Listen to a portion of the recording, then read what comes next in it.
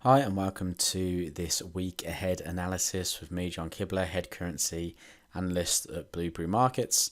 In this video, we're going to go over some key news events for the week and some other opportunities. So first of all, starting off with the news this week, we do have quite a bit of high impact data that we do need to concern ourselves with. We've got monetary policy meeting minutes, we've got FOMC members speaking out of the US.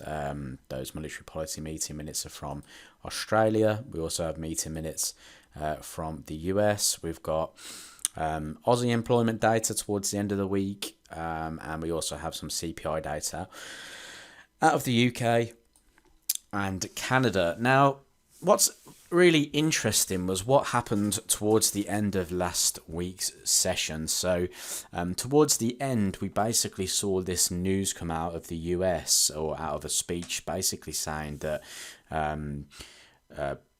Russia are preparing to invade Ukraine. And you can see here, these are some news articles that I've just pulled up. So you've got Ukraine tensions, Russia invasion could begin any day, the US warns. And that's what came out of the end of the session last week.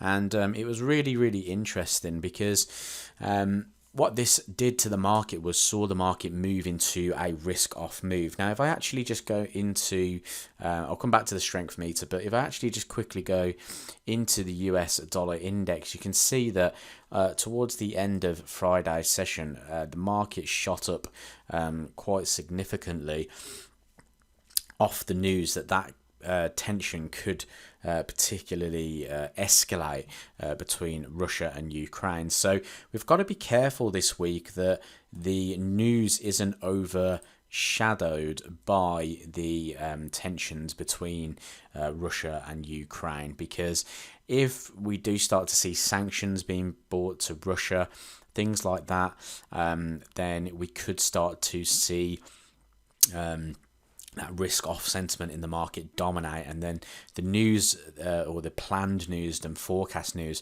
may be overshadowed by that. Now, the strength meter is kind of showing what happened last week in terms of, for a large majority of the week, we were in that risk-on sentiment, and we did see pullbacks in the likes of the Australian dollar and the New Zealand dollar when and the yen sort of decreasing, which is basically showing us that the market was in that risk on mode. And that was the stance of the market for the large majority of the week until that news came. So we may have to ignore the strength meter this week due to that news. And like I said, from the dollar index point of view, we did see that rally up. Now, we do have this supply zone that price is in at the moment. You can see when price was here last time, we sold off quite aggressively. So it'd be interesting to see if we trade back above it.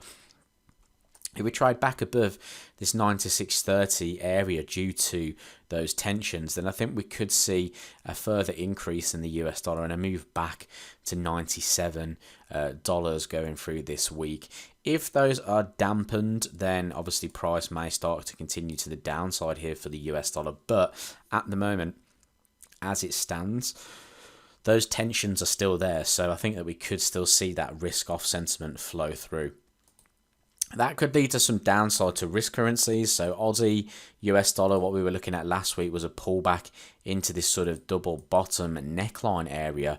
And price just hasn't moved back to that now because we had a small rejection of a minor resistance. But again, those tensions then created some downside here. And especially if price was to take this low out around about that 0.71, I think that a move to the downside would be a lot more likely, with a move potentially back to 0.7 here for Aussie US dollar as the market reacts to that risk sentiment.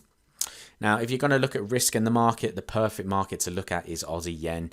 Aussie Yen reacts perfectly to risk on, risk off sentiments in the market.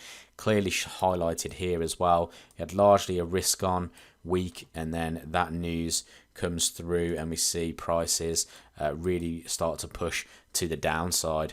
And the move came pretty late. The news came pretty late in the session. So this move here may not be done And if price can remain below 82.37, the price it's currently at now, or price can maybe hit this supply zone and move to the downside, that's something that could offer some short selling opportunities in the market this week. Again, be aware of other news as well, but risk off sentiment looking very likely at the minute. Finally then, going to take a look at gold. When markets go into risk off mode, gold usually performs pretty well. Look at the move that we've had out of gold so far, especially on this 4-hour time frame. Looks like a breakout actually on the weekly as well. Price has come up into these highs here. Let me just try and draw that a little bit better. Let's see if I can get a tool that can help me draw that a little bit better. Let's try this line tool here. Okay, so you can see that then price has now broken just about through that trend line, so we could start to see some upside through here. Not a big fan of trend lines, but just something I want to highlight.